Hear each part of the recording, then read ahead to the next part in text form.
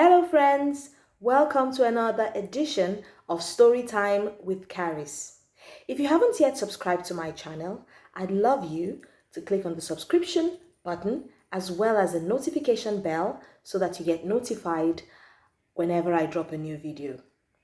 If you've been on this journey with me, you would know that this is the 4th episode of our Storytime.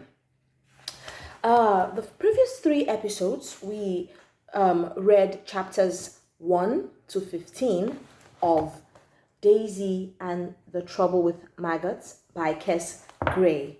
Today we'll be continuing from chapter 16. I want to believe that you've enjoyed this journey so far, and I hope you enjoyed today's edition as well. So like I always say, grab your little ones, settle in with your drinks, your snacks, make yourself comfortable and dive into this beautiful adventure with me. Chapter 16. The next time my float went under, I was watching. I saw the yellow tip of my fishing float bob up and down a little bit first and then jiggle a bit more and then disappear right out of sight under the water. When I lifted my whip off the rod rests and raised it up into the air, I could feel an actual alive fish tugging on the end. It was so exciting. When I lifted the fish out of the water, I could see how big it was and everything. It was about 7 or 8 centimeters long at least. It was a silvery green colored fish with red fins, and when my uncle took it off the hook, he told me it was called a roach. Roaches are the best. Daisy and her uncle, a fishing rod, and the little fish. Uncle Clive put my roach into a great big long round net and dropped it in the water in front of us. He said we would keep all the fish that we caught in the net and then let them go at the end of the day, which was even more exciting because then it was like catching pets because they couldn't swim away. Then Uncle Clive showed me how socked the maggot was. The trouble with socked maggots is they can't wriggle. Even if you hold them up in the sunshine, they can't wriggle. That's because all their wriggle juices have been sucked out by the fish. The maggot didn't look at all wriggly anymore. It looked like a sucked out empty bit of sausage skin. So I had to throw it away. While I was throwing it away, Uncle Clive threw some more extra maggots into the water in front of me and said, if that I put 2 new maggots on my hook, I might catch an even bigger fish. So I did. And guess what? I caught a skimmer bream. And then guess what? I caught a dace. So now we had 3 fish.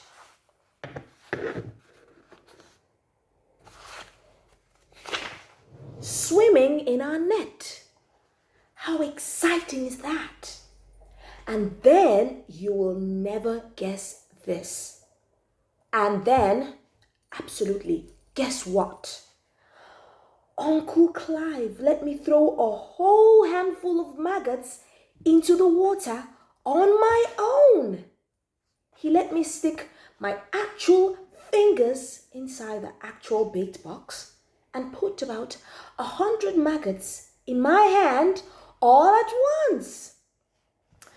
The trouble with throwing about 100 maggots all at once is it's harder than it looks. Especially if you have to land them near your fishing float.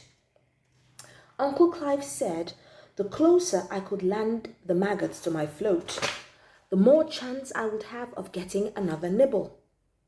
Trouble is, my first throw went closer to my trainers than my float. Uncle Clive didn't mind. In fact, he laughed and told me to have another throw. So I did, and this time I got almost nearly quite close. The trouble with getting almost nearly quite close is it makes you want to have another throw to see if you can get almost nearly quite closer. Uncle Clive said that we had plenty of maggots in the bait box and another throw will be fine. So I did have another throw. Look at Daisy having another throw. Okay, and this time I got totally, almost, absolutely, quite nearish. By about my 6th throw, one of my maggots hit my float. That's when Uncle Clive said he thought I had thrown enough maggots into the water. He said if you throw too many maggots in when you're fishing, the fish will get full up and stop biting. My arm was aching anyway after about 5 throws, so I sat back down in my chair and waited for another bite. Uncle Clive said I definitely got the hang of fishing now, so he was going to cast his rod out too. So now we were both fishing. How excellent is that? Uncle Clive and Daisy fishing. Chapter 17. You should have seen how far my uncle could make his float go. It went right across the river and nearly touched the river boats that were parked on the other side. Uncle Clive said that sometimes fish like to hide under riverboats and that if he could get his bait really close, he might catch a big one. Trouble is, every time a riverboat went past us, he had to keep reeling his line in. That's the trouble with riverboats. If your fishing line gets run over by a riverboat, you'll end up in the worst type of fishing tangle ever. Uncle Clive said he was used to fishing boats driving past him because he'd fished Paper Mill River lots of times before. So there was no need to worry. And guess what? I caught another roach. Trouble is, it had swallowed my maggot so much I couldn't see the hook. When I looked inside its mouth, I couldn't even see my maggot. Luckily, Uncle Clive had a special fishing thing called a disgorger. A disgorger is a long, thin metal thing that takes swallowed hooks out of fishes without hurting them. Uncle Clive said everyone who goes fishing should learn to use a disgorger. Look at a disgorger.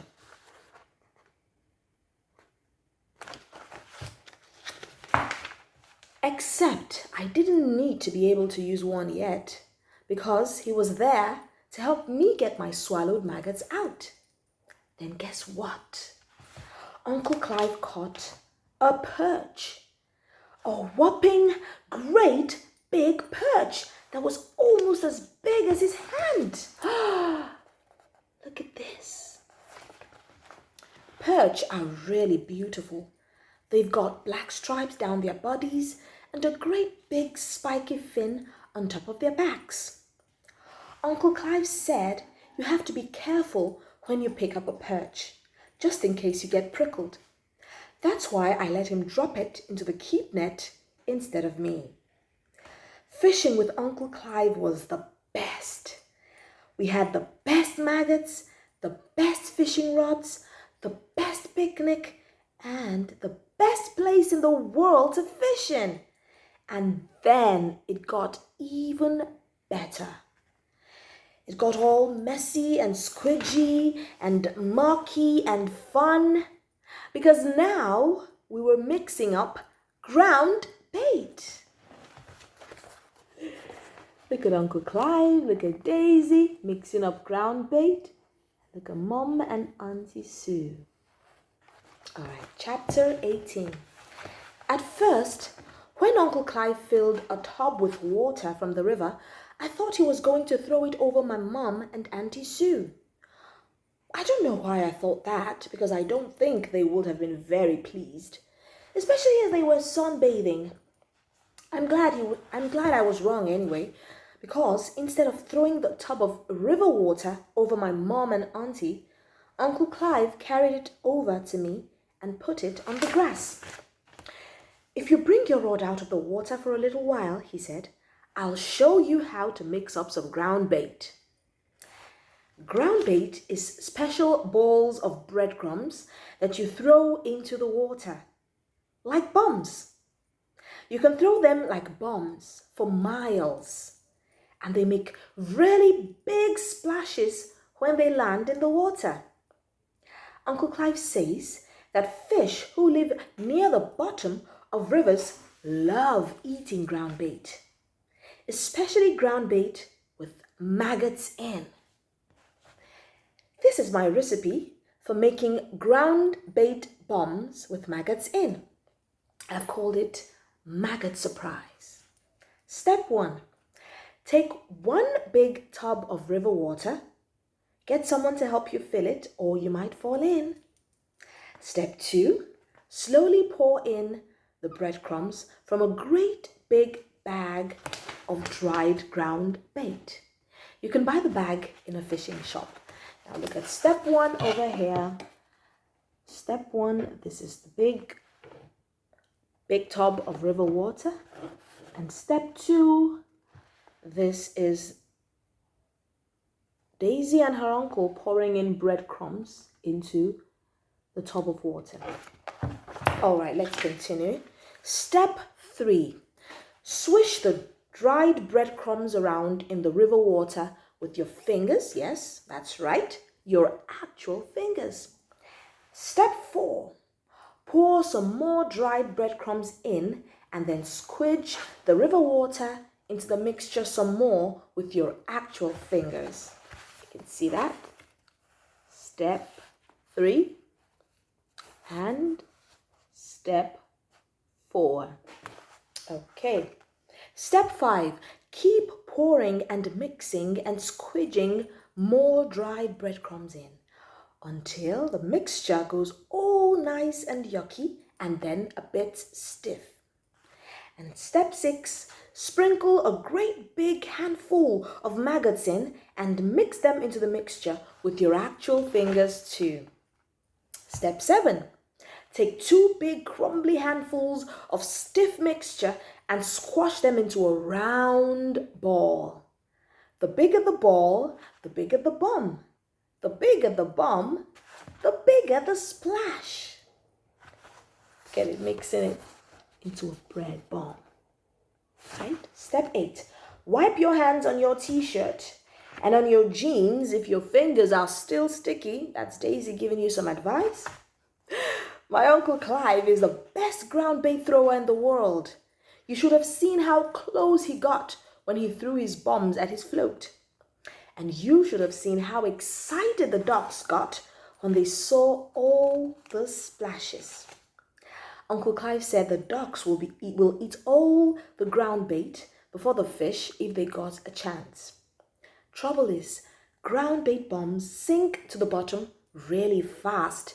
So to reach them, they'd need beaks about as long as my rod.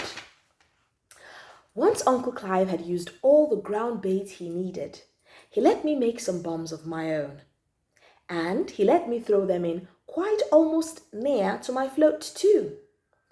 I made 1 big bomb, 3 little bombs, 2 medium bombs, and 5 bullets. Then I threw them in. You should have seen the splashes and heard the kerploops when they landed in the water. Mom said she reckoned all the splashes and kerploops we were making with our bombs and bullets would frighten all the fish away. But Mom doesn't really understand fishing. Plus, she's nowhere near as good at fishing as me. Uncle Clive said that once the fish on the bottom of the river found out where our ground bait had landed, they'd be hungrier than ever. And guess what? He was right. Chapter 19. First of all, I caught another roach. And then I caught another dace. And then I caught a different type of fish called a gudgeon. And then I caught a perch too. It wasn't as big as my uncle's perch, but I still let him take it off the hook in case it tried to prickle me. Mum and Auntie Sue were really impressed. In fact, they were so impressed at how good I was, they opened another bottle of wine and poured me another cherry-aid. And they let me finish off the cheesy puffs. The trouble with cheesy puffs is they're too crunchy to put on a hook. I reckon if I liked cheesy puffs so much, fish would like them to eat too, even if cheesy puffs don't wriggle. But Uncle Clive said that maggots were definitely the best bait to use. He said now that the fish were feeding, all we had to do was keep them feeding. He said if we could keep the fish feeding, we will be catching fish all afternoon. Then guess what he did? He opened his big fishing box with a strap on and took out something even better than maggots and ground bait and worms. He took out his fishing catapult. The trouble with fishing catapults is, unless you've seen one before, you don't really know what they do or how they work, but you definitely know they're really interesting, even if you haven't held one before. I was so interested in my uncle's fishing catapult, I forgot to ask for a chocolate mousse. Once I saw what my Uncle Clive could do with his fishing catapult, my eyes nearly popped out of my head. Fishing catapults are brilliant. They can make maggots go for miles. I reckon if you pull the elastic on a fishing catapult back a really, really long way, you could ping maggots right into space. You could probably land some on the moon. This is what my uncle's fishing catapult looks like, and this is how he made it work. Look at Uncle Clive with his fishing catapult, and this is Daisy. Step 1. He held the catapult handle in one hand. Step 2. He filled the pouch with maggots. Step 3. He lifted the handle and the pouch carefully, making sure the maggots didn't fall out. Step 4. He put his pinging finger through the loop on the pouch. You can see steps 1 to 4. You can see that, right? Okay, then we'll proceed. Step 5. He pointed the handle up in the air. That is step 5. Step 6. He pulled the pouch back with his pinging finger. Step 7. He made the elastic stretch and stretch and stretch. Step 8. He let go with his pinging finger. And step 9. Kerpow! Look at it. He shot the maggots into the water. See that? Okay. You should have seen how far Uncle Clive's maggots went.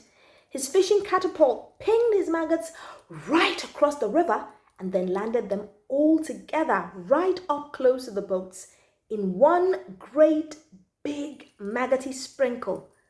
It was brilliant. Uncle Clive said his arm would need to be elastic to throw maggots that far across a river, and if ever you needed to fire maggots a long way, then a fishing catapult was the best way to do it. Plus, if you practice a really lot, you get really good at aiming too. Uncle Clive is so clever. He can ping maggots right across a river, right up close to his float, every single time, which made me really want to have a go with the fishing catapult too. So I asked him if I could. And guess what? He said yes. Actual yes. Can you believe it? I never believed fishing could get this much fun. I was catching loads of fish. I was touching actual maggots with my actual fingers. I'd made actual bombs out of actual ground bait. And now I was going to get to ping actual maggots a really long actual way with an actual fishing catapult. Plus, as long as I remembered to wipe my hands with a wet wipe first, I could have as many cheesy puffs as I wanted in between pings. And sandwiches, and Scotch eggs, and cherryade.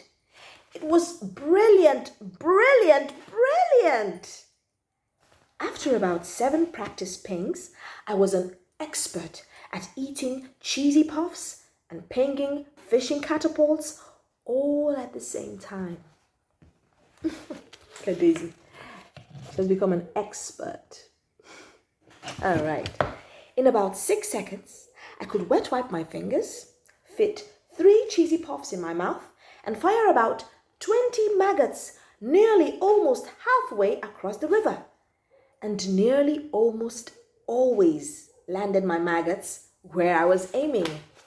Daisy has become a professional. One of my best pings nearly even landed some maggots on a duck. Whoops. Whoops. Going fishing with Uncle Clive and Auntie Sue and my mom was the best thing I'd ever done in my whole life. It was Fabo. It was Whizzo. It was Brillo. Until Jack Beach Whistle and Harry Baileys came along in their canoes. That's not sounding too good. Chapter 20. Why did Jack Beach Whistle and Harry Baileys have to come canoeing up the river? Just when I was really enjoying myself. Just when I was getting really good at fishing. And just when I'd forgotten about all those whopping great fibs they'd been telling me all week. They had to come paddling up the river near to me. At first, I didn't even notice them. I was so busy pinging my maggots at my float that I didn't see them coming at all. It was only when my uncle wound his rod in that I looked up the river to see what was coming towards us. First time I looked, all I could see was a great big long line of canoes paddling up from the lock gates. In the front canoe, there was a man with a whistle in his mouth, and behind him were children learning how to paddle. Everyone was wearing puffy orange life jackets and crash helmets, which made their faces harder to see. Second time I looked, I spotted Jack and Harry right at the back of the line. Look at it. Look at them. Look at the long line of canoes. Look at Daisy. The trouble with seeing Jack Beach Whistle and Harry Baileys at the back of a canoe line is it makes you really cross. It makes you forget all about fishing and cheesy puffs and Scotch eggs and picnics. And it makes you think about all the fishing fibs that they've been telling. And telling and telling and telling all week. My Uncle Clive reeled his fishing line right in and said, it was sunshine and sandwich time. Then he went and lay down on the picnic blanket next to my mom and Auntie Sue. All right. But I didn't. I stayed in my special fishing seat and watched the canoes, especially the canoes at the back. The trouble with watching canoes at the back is they're really annoying, especially if they've got Jack Beach Whistle and Harry Baileys inside them. At first I wasn't sure if they had seen me, but when they stuck their tongues out, I knew they had. The trouble with sticking your tongue out at me is you really shouldn't do it, especially if I'm doing one of my special frowns. Look at Daisy with her special frown, and look at Jack or Harry Baylis sticking their tongue out. Okay. And triple, especially if I've got a fishing catapult in my hand. The trouble with me doing a special frown and having a fishing catapult in my hand is it means you're gonna get pinged. Big time! Okay, we'll be calling it a day. Look at Daisy with her big frown, her special frown. We'll be calling it a day today at chapter 20. And I really look forward to seeing how Daisy handles Jack Beach Whistle and Harry Baylis. Okay, I hope you had a lovely time with me, because I did. I had a lovely time with you guys, and I look forward to another adventure on Storytime with Charis. Have a blessed week ahead. Enjoy yourselves. Bye.